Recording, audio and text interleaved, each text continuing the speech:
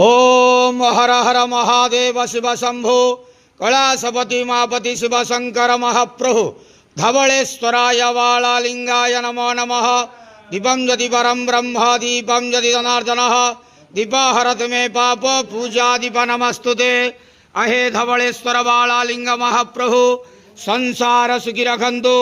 आज धर्मर मास कार्तिक मासर प्रथम पंचुक शुभ शनिवार रे समस्त श्रद्धालु भक्त मानक आशीर्वाद करंतु, मनस्कामना पूर्ण करंतु, कर्म क्षेत्रोन्नति करंतु, ग्रहरिष्ट खंडन करंतु, जगतर मंगल करंतु, विश्वर कल्याण करंतु, आपणकर नाम प्रकाश करंतु, सेवकर डाक श्रवण करंतु, समस्त गुआवसा भक्त मानकर मनस्कामना पूर्ण करंतु। जो जो भक्त माने आपण पाखरे मानसिक रखिछंती तांक मानसिक पूर्ण करंतु।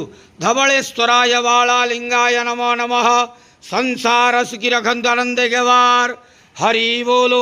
आज धवलेश्वर महाप्रभुंकर प्रथम पंचुक शुभ शनिवार रे समस्त श्रद्धालु भक्त मानक आशीर्वाद करंतु आनंद गेवार हरि बोलो। बाबा धवलेश्वराय वालालिंगाय नमो नमः।